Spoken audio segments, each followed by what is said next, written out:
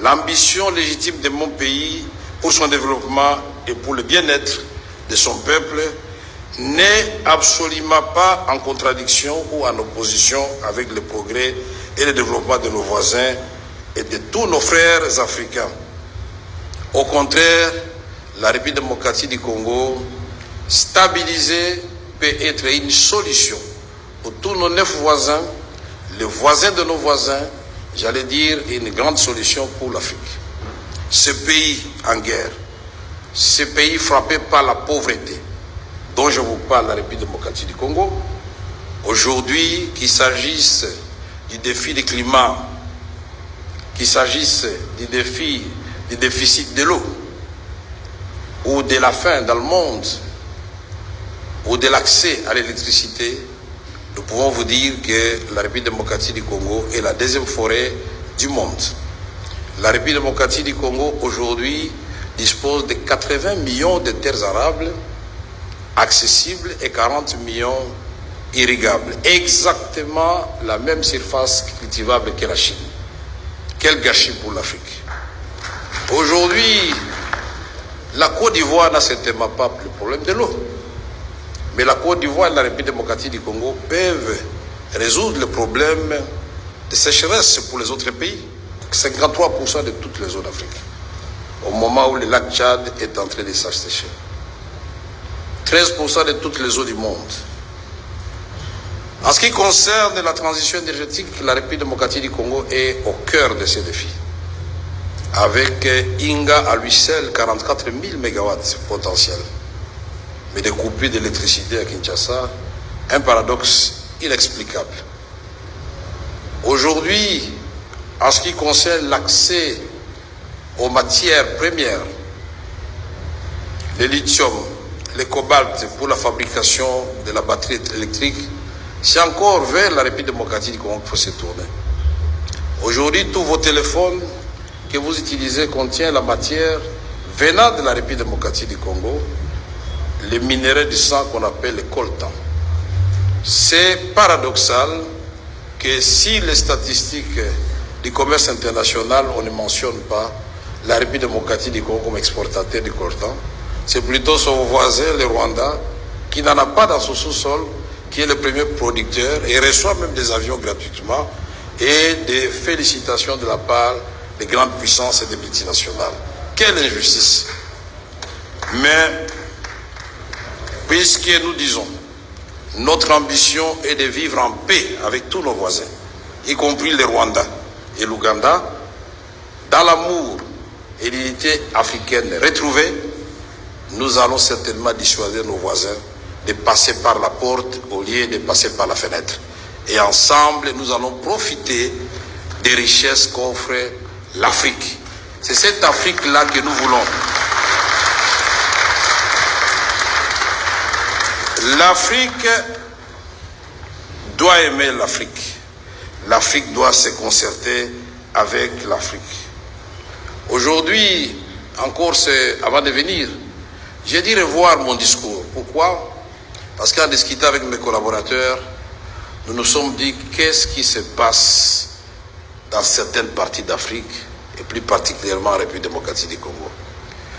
J'étais ici lors de Makutano, à l'hôtel Ivoire, mais je reviens, le même chemin qui m'avait amené à l'aéroport, je ne l'ai pas reconnu. J'ai dit, mais qu'est-ce qui se passe? On me dit qu'on est en train de construire 100 km de rails. Nous voyons les reboisements, nous voyons l'éclairage la nuit. On a envie à la fois de pleurer de joie pour les Ivoiriens, mais de pleurer de peine pour les Congolais. Ça fait mal au cœur. Et tout est question de volonté. La volonté ne manque pas, mais c'est depuis 30 ans que notre pays est en guerre. Comment voulez-vous vous occuper du développement au moment où une grande partie de la République démocratique du Congo est occupée par les agresseurs? Cette partie-là représente 55 millions d'habitants. Presque le double de la population de la Côte d'Ivoire. Impensable, puisque aujourd'hui nous sommes 100 millions et plus. Et nous pensons qu'avec l'aide de la diplomatie parlementaire, vous allez certainement venir au secours de la République démocratique du Congo, qui se bat derrière son chef, son Excellence Félix Antoine Tshisekedi Tshilombo. Je voudrais terminer mon propos en saluant une fois de plus les miracles ivoiriens. C'est un miracle. Ce miracle n'a été possible que grâce à vous tous, de l'opposition comme de la majorité, de la société civile, des jeunes, de toutes les populations parsemées à travers votre beau pays, derrière un leadership éclairé et visionnaire du président Alassane Dramane Ouattara.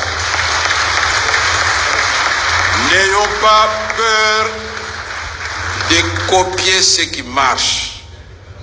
Nous viendrons nous inspirer ici et soyez certains que ce pays de Houphouët-Boigny va être rattrapé par le pays de Lumumba. Nous avons eu à la fois un sentiment de joie quand vous avez gagné la CAN, mais aussi de colère quand nous avons été éliminés en demi-finale. Et nous vous promettons que cette fois-ci, le léopard va courir plus vite que l'éléphant et qu'au Maroc, vous vous réjouirez aussi quand nous allons gagner la CAN. Mesdames et messieurs, je vous remercie et vous prie de saluer toute la population de la Côte d'Ivoire qui nous suit en ce moment et dire que les Ivoiriens sont aimés à Kinshasa et ils sont les bienvenus. C'est leur second pays. Je vous remercie. Pour comprendre. Ah, dès qu'on repère ça, loi, il y a un changement de la constitution. Il faut bien sûr la tous à la ligne. Il faut tous à la WAP. Il faut tous à la WAP. Merci. Dans ce président René, on encourage les babos combattants.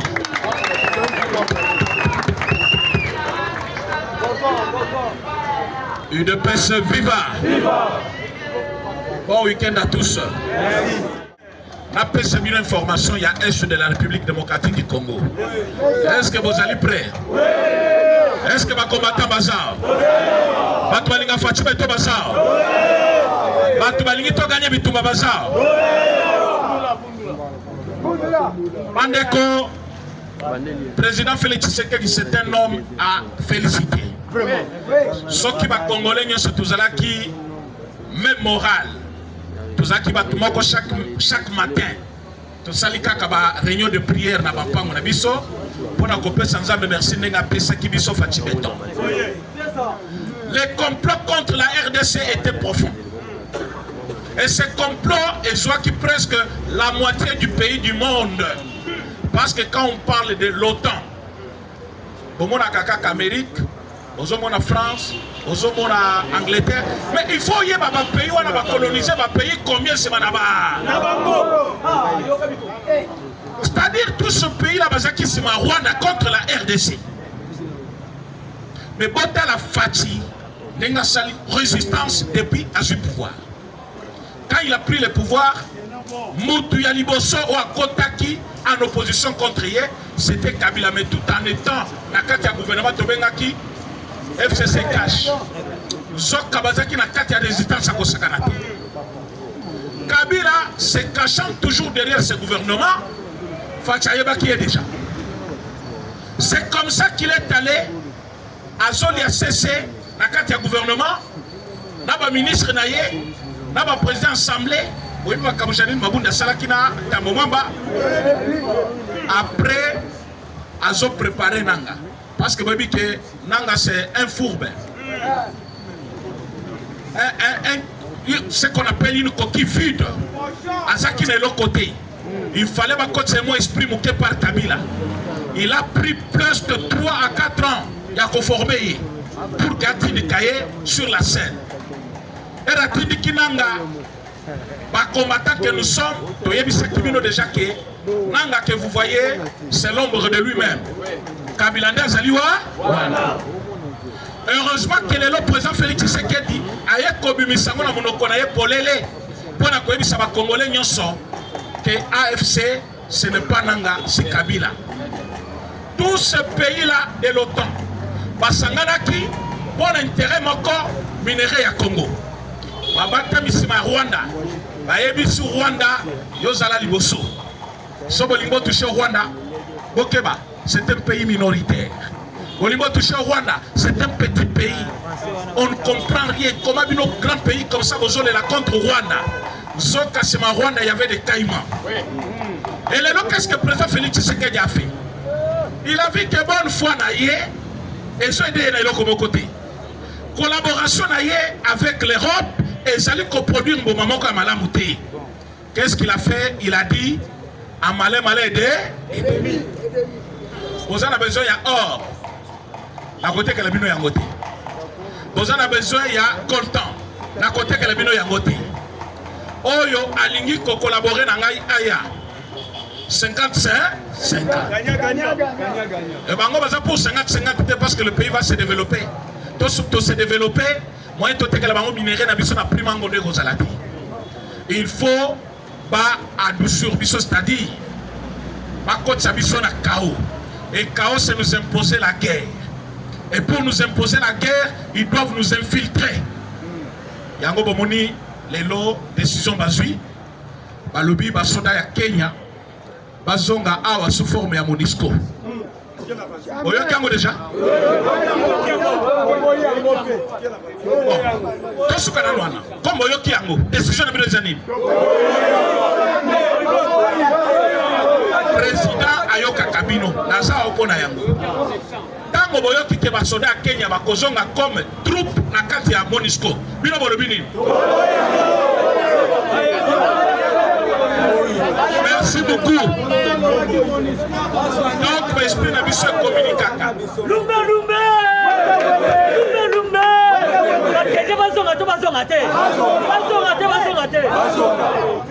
Merci. Basoda ya Kenya bazalaki awa na EAC. Basalaka bisoni. Baboma biso. Bangoda bafrena elan ya wazalendo. Lelo wazalendo ne asazwaki deja bonagana. Tato komi na Kibumba bato bayaki kotele misabiso ezalaki basoda ya Kenya. Lelo il y a un ministre wazali encourager bango. Alobi que non, c'était une demande. Il y a RDC en 2019. 2019, tu as la première mandat. Oh, tu as la 40e. La demande peut demeurer. Mais utilité n'a pas l'équipe déjà. Tout ça n'a pas le sous-besoin. Tout ça qui demande. Il y avait deux pays au Bandimaki, Népal et puis Kenya. Mais comme les lots, Balingi Basongi Sabatuna Bango n'a compte à Monisco. Alors que Monisco va faire mandat. Vous voyez bien, non? Monisco va faire mandat. Bango va sortir dans la troupe, va renforcer la position de Monisco. Le professeur, il veut infiltrer l'armée. Va comprendre que l'armée Nabiso, depuis que le président a changé en air, ils ont perdu leur repère. Bazalaki na batu o bazako communiquer bango position sur l'armée na kati ya aner. Bazalaki na batu na ministère ya défense. Depuis ba changer ministre ya défense. Bazali sous na batu te.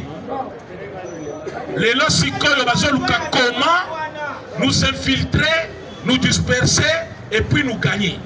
Objectif ya Paul Kagame Zakini. Combattant Tombola Gaga Basseur. Est-ce que vous avez l'andangaï?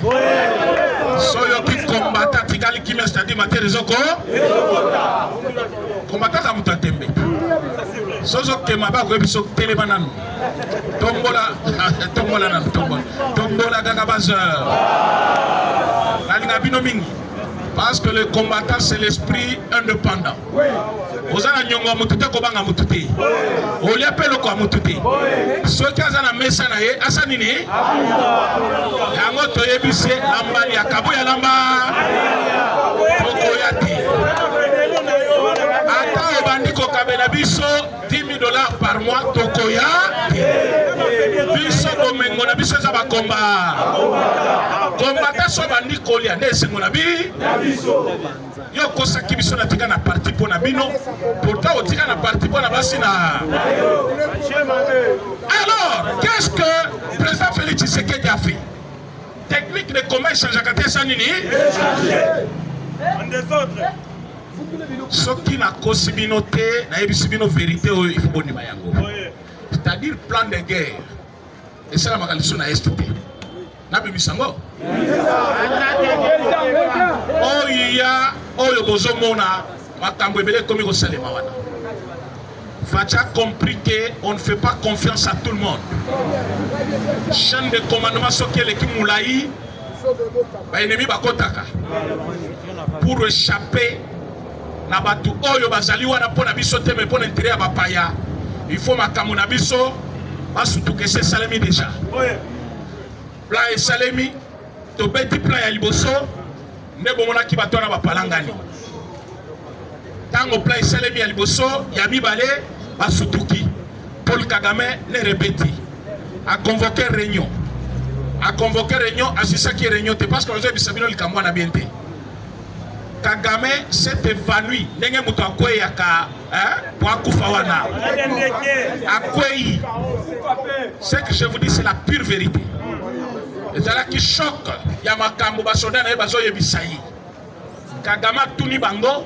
Qu'est-ce qui fait que avec Kabila, wazala qui militaire, to komati na Goma, to siège Goma 2 mois.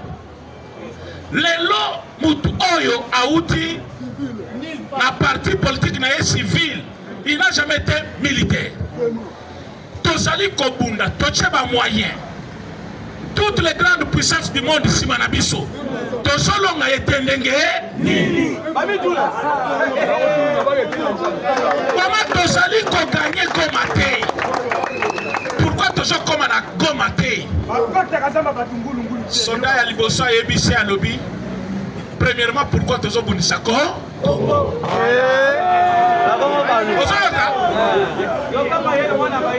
Bituma oyo tozo bundisa Congo. Ezo profiter Rwanda nani?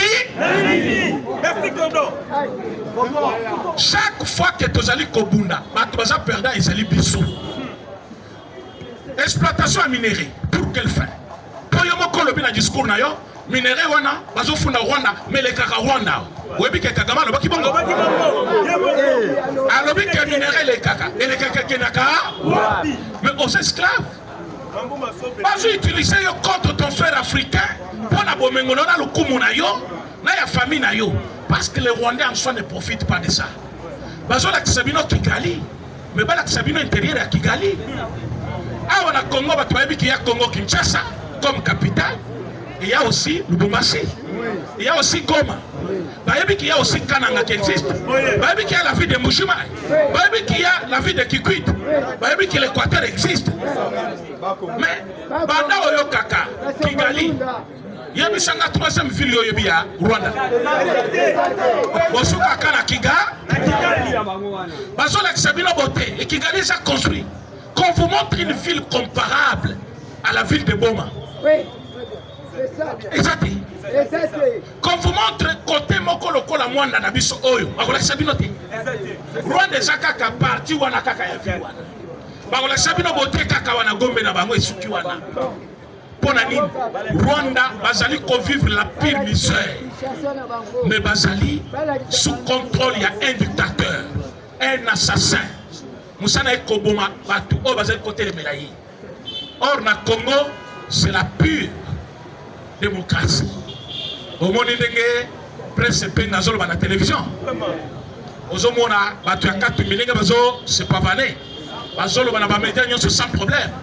Ici chez nous c'est la démocratie. Mais pas la démocratie exacte. Yango ba soda ba lobby moment toye bisatato makamu ya. Yango yo. Batuni est combat na biso na Congo, ils ont profité bisoté. Par contre, tout cette perdre Rango. Oh, la nanga place on a bien. Par contre, tout cette perdre combat, parce qu'avec tu sais que tu as gagné des. Motuali Bosso Yowana, Baebise, Bimaniba, Cachot, un général. Bazu Yami Balé, alors le discours ne va pas changer. Sote biso vérité tête to lingioté. Balobi na ye moyen to gagner le sous Congo et ça tozala ki na batu na biso na kati ya armée congolaise. Bazali souti. Tozaki na ba commandant o bazaki na ngamu na biso. Bazali souti. Aujourd'hui il y a une force qu'on appelle Wazalendo. Bozo benga bango ba civil mais batono baza expérimenté. Et puis bazo bunda avec raison. Ba bomi biso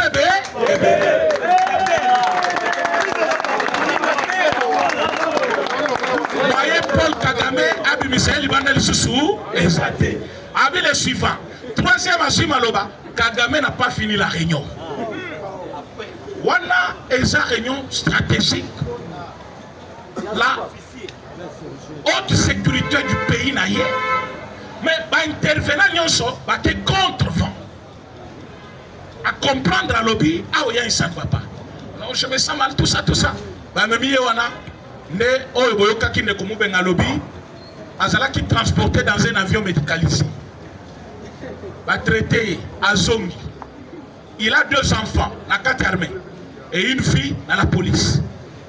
Batinyo soit na chaki bango par manque de confiance na organe sécuritaire ya mboka na ye. Mais na moment ya Kabila asala yango te. Je vous ai dit que l'année passée il a changé, l'année passée, cette année plutôt. Il a changé 4 fois le gouvernement. C'est-à-dire le gouvernement, il s'est 2 ou 3 mois à changer. 2 ou 3 mois à changer. Ce que l'on est dans un pays, quelqu'un qui a un mandat de 4 ans, 5 ans, a doit changer le gouvernement chaque 3 mois. C'est-à-dire c'est toujours avec Félix. Congolais sans qu'il va comprendre. Il a fait changer Kagame 4 fois le gouvernement. Aujourd'hui, la carte armée, posez-vous des questions. Les amis ont dit quelque chose, mais on dirait des tailles Moko et Sangi. Kagame n'a pas limogé les soldats simples. Tous les 195 soldats ont limogé, Bazali va plus gradé de l'armée. C'est-à-dire, parmi les officiers, quand on appelle un officier, c'est quelqu'un qui a déjà le grade le plus haut. Mais, Batoubaza officier, aux ont limogé 195, plus 4 généraux, ce qui fait combien? Même ça et toi quelque chose comme ça, mais on peut dire en bon français, plus de 200 soldats, le plus gradé, limogé de l'armée, sans raison. Oui, mais pourquoi ça liango? Par manque de bilan escompté. C'est-à-dire, bilan, c'est-à-dire, vision à bango ezaki bazona ni go. Bazuiko mate. Balancer ba bombe. Ba comité na saké, bazuiko mate. À cause de nan intelligence, il a fallu Tshisekedi avec son armée. Et c'est notre Sengote. Un président qui a mis en échec toute une grande formation militaire. C'est-à-dire la France, l'Allemagne, l'Angleterre, Pologne, États-Unis, Belgique, Kazaki, tantôt plus tôt. Mais tous les grands pays du monde que vous connaissez, Bazala qui se roi, avec un budget, un budget à Congo Fadé. C'est l'armée. Formation à Bango, Wapi, Angleterre. Outillage à Bango, Wapi, Angleterre. Mais nous sommes qui pour la Bango, malgré moyen de Bango, Bibonelia Sika, une nouvelle technologie, ils n'ont pas pu vaincre les FARDC et les Wazalendo. Et les lots, si Maya Kosa la Bilo Konyo Sowana, il y a des individus, lokola tata oyo atiaki minu libanda na parlement oyebi ete komone nani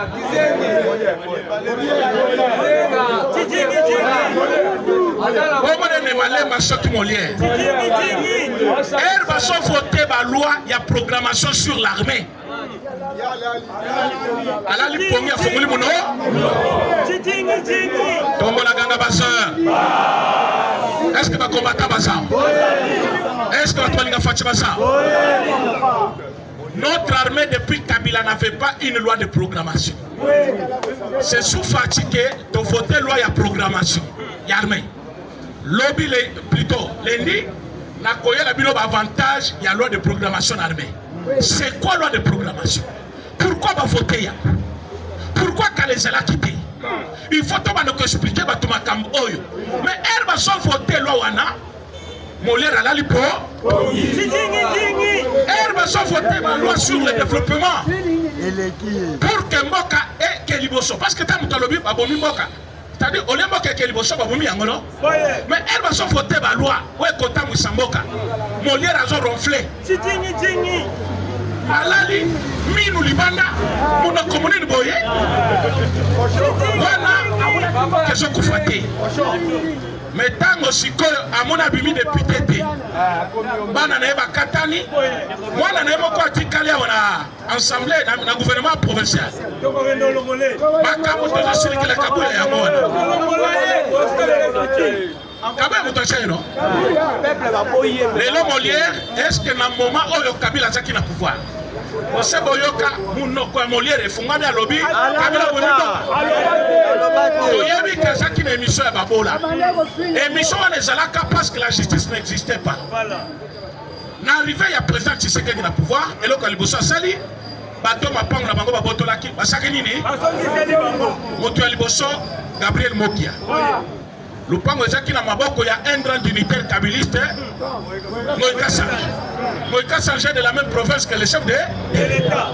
Mais pour la justice est indépendante, un Moulouba qui était de la même tribu que le président de la République a perdu sa maison au détriment des vrais propriétaires. Oh, il va voter la Kinakuna.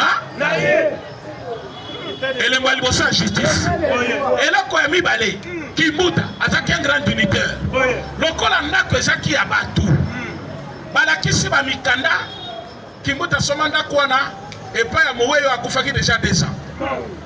Oh, la Somaki n'a pas Tata Nabino. Bana Balobi, mais au Somaki a nene. Après ça, ne Balobi, un an au Pessi, papa avait déjà 2 ans à ma baie. Il y a ce mandat pour 2 ans, et pas Moutassa Koufaki 2 ans. Bakamati n'a pas besoin de Silva na Mukolonda Kuna.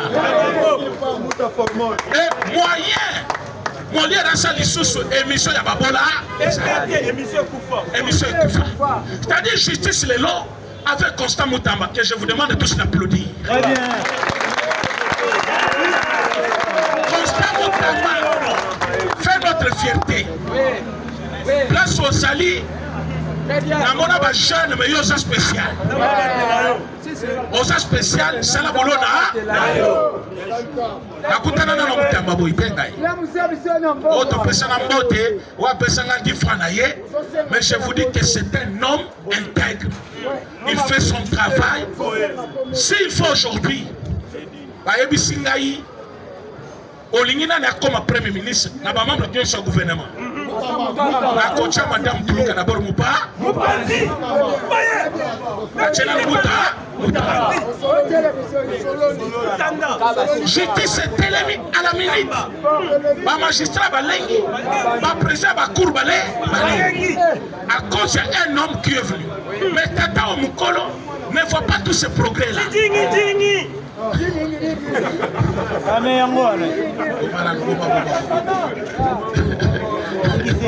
Waya lobano azofinga na mnoga mboka na bango tobo banana moto yemo kwa yemi nana muna pe mutetela ya bolole bongo ti batetela tala ndekolokola Patrice Emery Lumumba yoko sakana mobali ya modèle wana mais oyo na zondi ma tribu wana tekeza na zondi mate na mona Moutoumoko va se télécommander. Alors je vais vous dire pourquoi il a dit ces choses-là. Naloba. Les autres appellent samedi pour supporter Namouké. Toyokani. Nazo récupéré 3 semaines dans la Zakiawa. Bon, les bangaïté, parce que il fallait baloba. Bangomo balobi bakoloba lendi. Mais lundi on a paix. Na kozala. Tokosha na baka fouillage. Mais batigelinga quelques minutes bayokinga mawa. Oloba kiteta moulaï. Je vais vous dire pourquoi Moulé a lobby Bilokwana. Kabila, après avoir tenté de forcer son retour, parce que na lingi boke kotuna mwasi wana oyo na lingi koloba makamba bete ba koloba non na yepe cordon akomi kofinga azanga tata mwasi wana oyo na lolo d'abord mwasi wana ça va communiquer ya Kabila ya pema na boyebi soki mizi wana na kotanga kombo na mobima te parce que na yebi yepi na mona ka elongi na ye nga zo chaba choko mwasi wana ayebisa kibiso lobi Kabila koki mamboka oyo te ezamboka na ye akozonga biso to yebisa ki ye ekenazi eka kei wana yo ne kolanda ye parce que yo pe to kotuna yo ni ozaki kosana Kabila na kinga kati matin midi soir l'absence ya Olive Lembe okotuna parce que yo yebisi biso Kabila akoki mani. Mais le président de la République, c'est l'homme le mieux informé de tous les Congolais. À lobby, AFC de Nanga, c'est Kabila. Ça montre que c'est Kabila qui fait la rébellion contre les Congo. Ils ont porte-parole d'ailleurs, soit chargé de communication. Il y a des choses claires. Banani Kabila Zaki Kobomba, Nakati Akinakati, et puis Nakashama, Nakashamata. Parce que nous sommes au courant. Il a formé des individus. Rébellion qui est botamina Est. Au côté de rébellion, à partager la province. Batounia Sobozo Canon, telle place de rébellion est bimi, et c'est le Kabila. Maintenant, tu vas comprendre pourquoi tu as mis ça Kabango. Liberté à Kabila et c'est danger pour la République. Lélo, il a reçu son coup. Il a préparé ma rebelle partout. Mutu oyo bozo yo kana kombo ya Pero Luara. Mutu facilité ye makambu tout ya komi Belgique. C'est Kabila avec le professeur Wayaki Koko Sabiso Aseki. Non. Kabamba. Webi Kabamba. Webi Prof Kabamba. Ayaka na droit na ya komi ko Sabiso makambo moko ya constitution. C'est lui. A passé même droit d'asile en Belgique. Ils sont tout préparés pour lui. C'est-à-dire, Bapio ya Kabila Bazaki, puis la Katia, union sacrée. La commission qu'on a problème. Donc, Makambo Bomoni, Molière à lobby, et Sali ballon d'essai. Ballon d'essai, ça veut dire, Moutaye ko essayer pour Mona, Boko Salani, ni. Ameki. Parce que dans le moment, il y a Kabila. Jamais Molière à Koloba, Kabila Bomimbok à Koloba Ngote. À Koka qui Koloba n'importe quoi avec émission à Babola, mais jamais il a cité le nom de Kabila pour les villepender de la façon. Yango Bissotolobi, service de renseignement, vous êtes là. Vraiment. Combattant soit le bien le Komoko Kaka Awa. Boya Kassam plaignant, Bakraka Yaminene, Boche musclé, les lots Molière à Sotambola libre. Pourquoi Batubaza ou Emele Basenga Kauta c'est pour Maman Denise. Tu as dit que Maman Asa Yamba Bisso, Asa Yamba Pe Bandeko Bele Awa, Ayamba Pe représentation il y a parlement, nouvelle génération. Mais cela ne veut pas dire que après sa audience à tout moment. Mais tout le monde dit, Molière a 5 audiences, Malamoko, Bayambiye, oh, à qui qu'on s'en pardon. Mais ce que a besoin, il y a pardon de Molière. Molière n'a pas insulté que le président Tshisekedi. Parce que, à Zoloba, la combo ya Chilombo.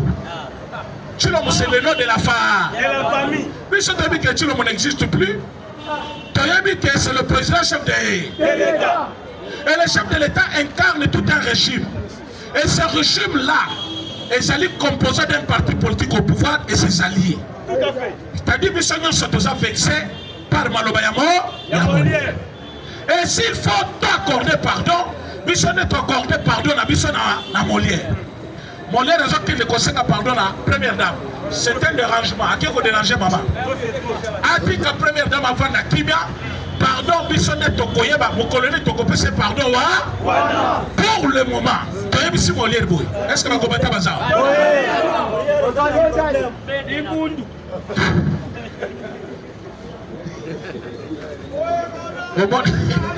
Bazoluka bashino makambo moni makambo bazoluka makambo ere kobima o bazofinga parce que bato bavana bango kimia awa mais ye azo sakana na bato awa ere makambo kobima wa apika. Je voulais vous dire ceci, biso ba combattant toyebisi Molière ke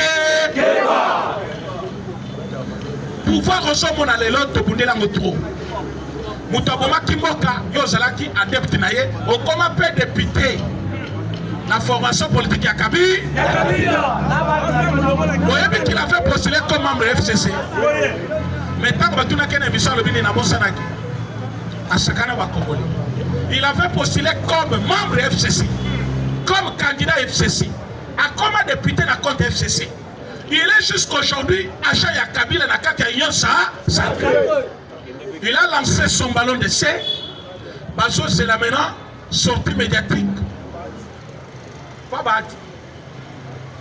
Nani Mwilanya à Koloba. Parfois à Sayoki Makamoto Lubi à Kobanga. Ils avaient préparé 3 personnes. Mwilanya Koloba, Shadara et Kopé Sabango, mot d'ordre. Ceux qui m'appellent mot d'ordre. Dans l'Union sacrée, ils ont préparé aussi 4 personnes. Naloba. Tombola ganga basse. Na union sacrée, Moutuya Liboso. Moutuya Liboso. Oh, balingi va travailler na ye. Et ça, ça va le connaître. Croyez ce que je vous dis. Moutuya mi balé. Dis-le. Moutuya mi satou. Moi, si on a fifi ma. Masuka. Moutuya min. Oh, yo bango balobaki.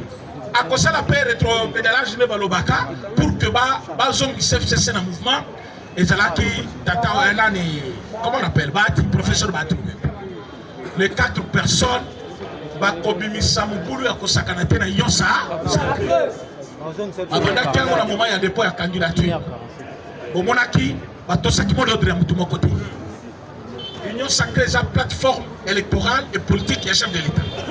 Et Zali pour accompagner vision chef de l'État. Mais boni, bino bato ya famille politique moko, bozo kende na ba candidature dispersée pour na ba poste moko oyo bino kaka boza majoritaire na kati ya Sénat. Et Zala qui désordre ya liboso bachaki pour bien régner. Lelo, l'Union sacrée n'existe que des noms. Vous voyez que mutoza cordon ya majorité parlementaire. Il y a Union sacrée ça Augustin Kabouya. Vous voyez que secrétaire permanent. Il y a Union sacrée et Zali professeur Mba. Est-ce que Bambi Balé Bakokana? C'est-à-dire Union sacrée ça. Et Zala qui m'a kambu oyo. Batouana, Bazaki Kobunde la base tête na yango. Il fallait bazona mutumo koboye. Wazali ko comprendre ma soloté. Et Bamoni qui est touché Kabouya Mupanzi. Et que professeur Mba Takozela wana. Babandi Mubulu, il y a qu'on détruit l'Union sacrée. Pour bander la masolo à 0 par les chefs de l'État, on va se retrouver comme ça FCC et sur les sous puissance et monopole et à cause du chef de l'État en otage. Est-ce que vous êtes d'accord? On a eu Kolobanabino et ça c'est secret. Bakolinga communiste la bino yangote. Menga bimisi ya Tobandi na bango kobanda lelo lisu likolo ya Kabuya azalaki mutu na bango azaki ko servir.